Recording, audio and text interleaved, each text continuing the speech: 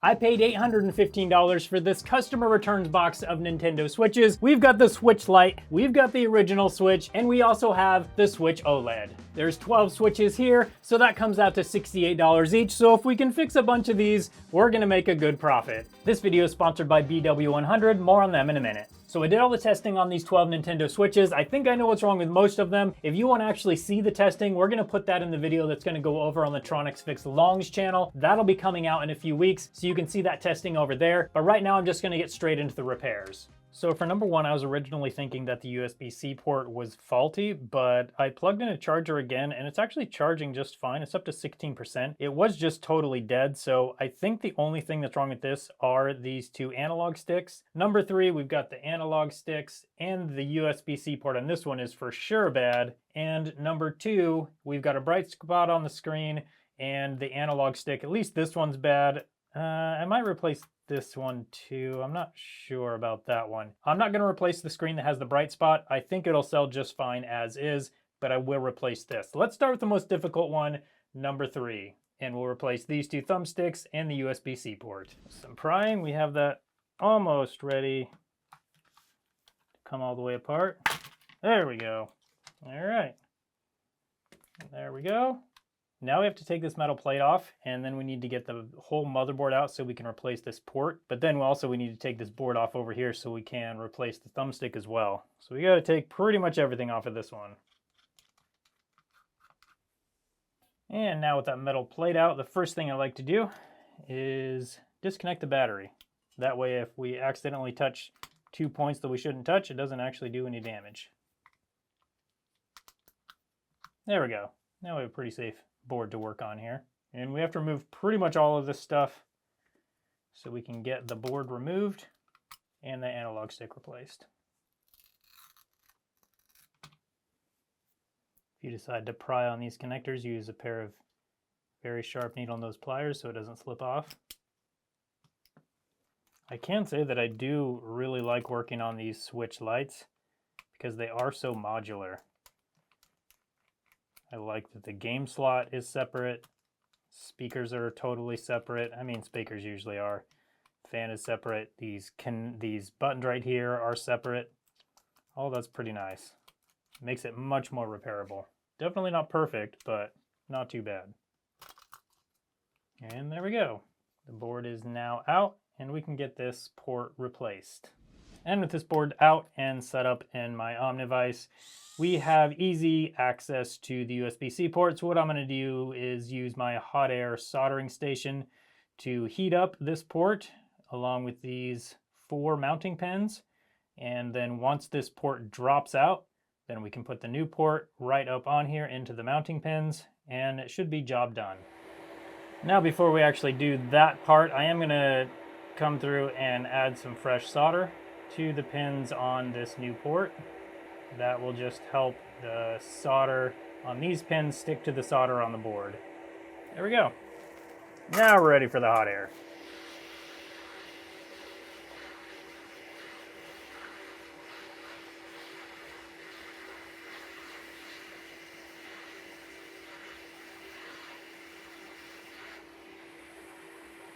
And with that replaced, we can get this back into the case and get those thumbsticks replaced and then give it a test and see if it works. Let's get this thumbstick replaced while we're right here. Then we'll get the board in. Once the board's in, we'll do the other side thumbstick. There's the old one. Clean that out a little bit.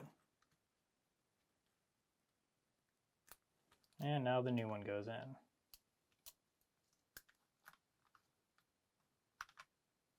And there we go. Now we'll put this speaker down here. It's much easier if we kind of do the speaker and the board at the same time. Made the mistake of not doing that multiple times. Now we have the board installed, the card reader, all the ribbon cables, and once I connect this speaker that I forgot to connect, we'll be ready to move on to the other side and do the other analog stick. This side definitely doesn't take too long to do. Just a lot of little steps to do, but it doesn't take too long. All right, now this board is ready to come off, just like that. Now we've got the analog stick right there. 1 and 2 screws. Now that's ready to pop out. And we can install the new one. Gotta make sure these ribbon cables stay out of the way here. There we go. There we go. Oh, this button pad is pretty gross. Let's fix that while we're here. Okay, there we go. Check the board. Yeah, that looks good. Now this ribbon cable likes to get stuck under here. So, make sure that stays up on top of the board from the beginning. Come on. Just like that. And then we got to get this cable up here as well. Just like that. Okay, now we can begin the reassembly. Okay, done. I mean, almost. Obviously, we need to apply the perfect amount of thermal paste. And there we go. And with number 3 all back together, let's plug it in and see if it works. One of the things I always have around when I'm working on switches is a can of BW100. Now there were multiple of these switches that didn't really dock very good, and one of the things that causes that is a dirty USB-C port. Now with BW100, one of the great things is you can spray it right down into the port and then just take some sort of brush and just clean it out just like this. And the thing with BW100 is it's non-flammable, so even if I don't take this switch apart and unplug the battery, it's not going to cause any damage. I can spray it anywhere on this switch and everything's going to be just fine. It doesn't damage plastic and it evaporates super fast. But one of the things that I use it for even more than that is on Nintendo Switch Joy-Cons. So with Joy-Cons, the great thing is that they're super easy to clean. All you have to do is lift up this little cover right here, and then you can take some BW100 and spray it right down in there. That'll get down inside the analog stick, and then you just move the stick back and forth and up and down a bunch of times, and that will clean it right out. Now, if your analog stick is totally worn out, this isn't gonna do anything for that, but if it's just dirty, this works great. If you wanna buy some for yourself, I'll put a link right in the description that'll take you right to it. Well, let's plug it in and see if it works. We got a light here, 0.3, yep, charging normally. We had something on the screen. Oh, here we go, it's starting up. And there we go. So number 3 is all working. For number 1 and number 2, I'm not gonna show those repairs on camera. It's just gonna be the same thing we just did. So the next thing you're gonna see is number 4. Well, I was gonna do this all off camera, but as I was looking at the USB-C port on this one, I could see that a bunch of the pins are pushed back. I'm not even sure how I got it working earlier. It definitely was working, but it needs to be replaced. So I'm gonna get that replaced, and then do these 2 analog sticks, and then we'll move on to the next one.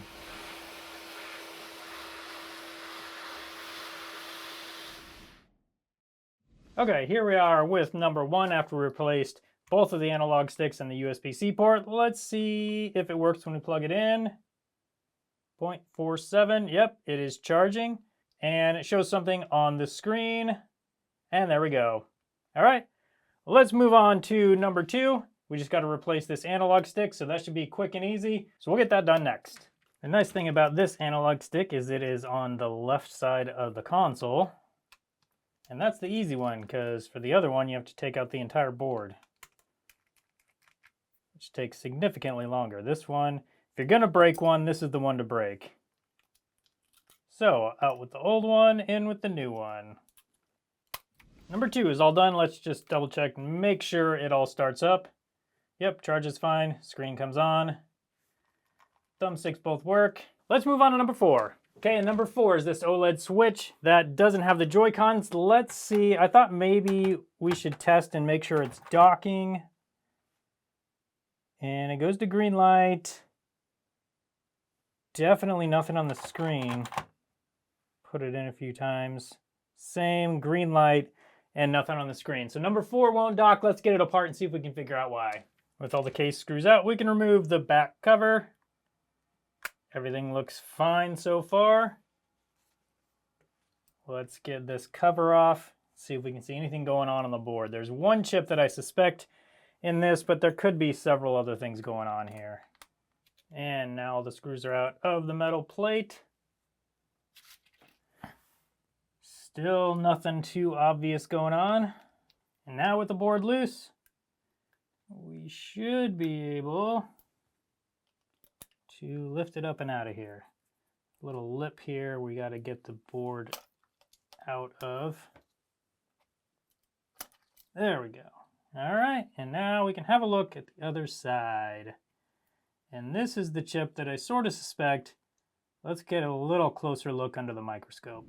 So this is the P13 USB chip, and this is normally what is responsible for outputting to the TV. But on these OLED switches, there are a few other things like these chokes here and this little choke right here that can go bad. So I'm gonna do a continuity test on those and see if there is continuity through those. If there is, you will hear a beep. If there's not, there will not be a beep. So let's start right over here. Try to get the hair off of my probe. Good. Good. Good. Good. Those are all good. This one is not good. Okay, so that's the first thing we're going to do is replace that choke. Now I don't actually have spare parts of those, but I do have this other board that I actually bought in a Switch OLED from someone in our Discord group. And if you're the one that sold it to me, you know who you are. Thank you for selling it to me at a good price, because now I'll be able to use it for this repair. I don't remember what's wrong with this board. I have it written down, but I'm gonna need to buy some more of these chokes so I can put it back on here so I can hopefully even fix this board. But for now, I'm gonna take this one off of this board and install it on our other board. I'm just using hot air to heat up the solder until it melts. Once the solder melts, the component will just come right off. There we go. Now we will remove the bad one from this board.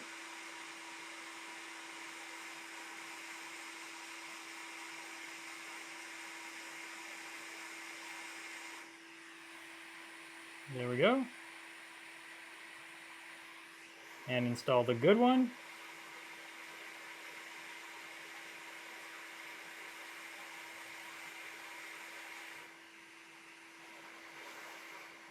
Whoa. Don't want to do that. Got to get a better grip on this. This thing's so tiny it'll blow right away with my hot air if I'm not careful.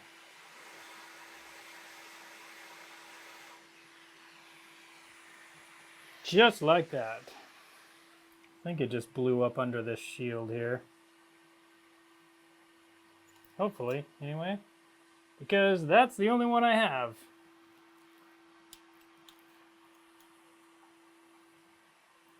There it is. Okay. I need to hold on to this thing better. Here we go again. There we go. I'm going to put a little flux on. And then just heat it again until all the solder melts, and that will just make sure it's got a really good connection. There we go. All right, and let's just double check and make sure this one is good. We should hear a beep and a beep. There we go. Okay, we have number 4 back together enough to test. I don't have all the way back together. I don't want to get thermal paste on anything in the dock. Okay. So let me push it in several times, make sure we get a good connection.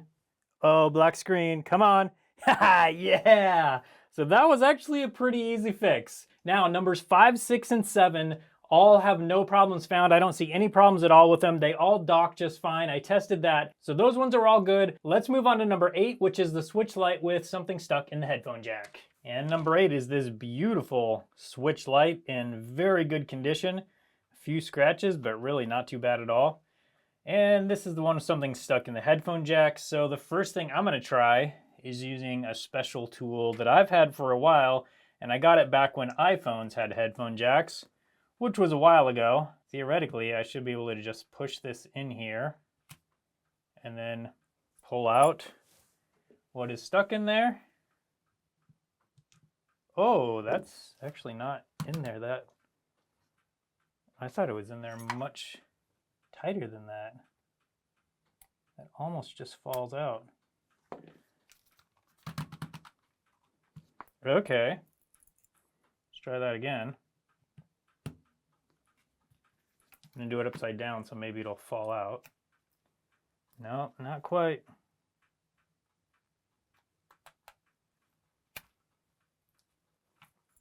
Got it.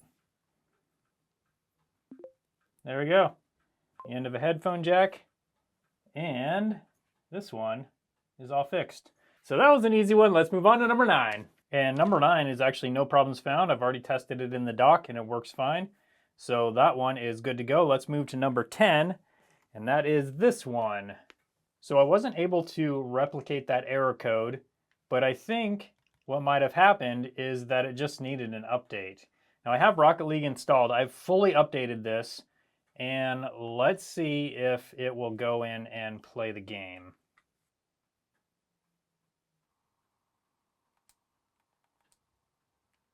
All right, so here we go. It is playing the game just fine. I actually am not a Rocket League player, so I can't really actually play the game, but I don't see anything in this console that is causing an error.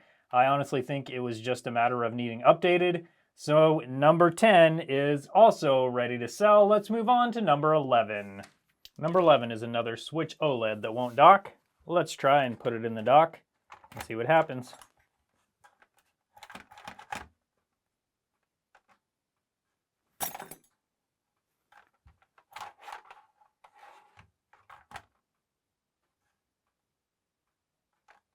And when we try and put it in the dock, we don't even get a green light on the dock. There's just nothing on the dock at all. So I don't know if this is going to be the same problem as the previous one with that choke. Well, let's open it up and find out. All right, and we just got the board out. Turning it over. I don't see anything that looks burned. Let's get it under a microscope and take a closer look at these chips. So this is the component that was bad in the last one. And it is not bad on this one. Let's check these with these chokes. Good. Again, if it beeps, that means that there is a connection from one point to the other point. And those are all good.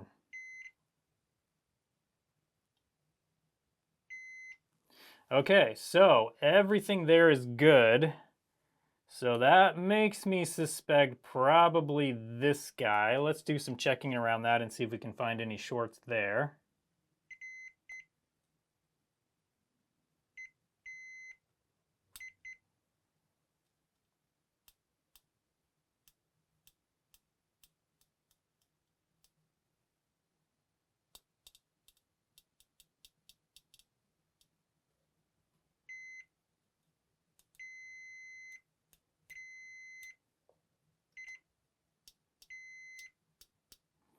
Nothing obvious here. It doesn't have any crazy shorts on it. But since this is the main chip that has to do with video output, I think I'm going to go ahead and replace this, especially because none of those chokes are bad. So let's get this replaced, and then we'll see if it works after that. So I have the serial number sticker taped off. I don't want to brown it too much, so hopefully this won't. I'm going to go ahead and use some hot air and heat this up until the solder melts, and then put the new chip on, let it solidify, and then we'll give it a test in the console.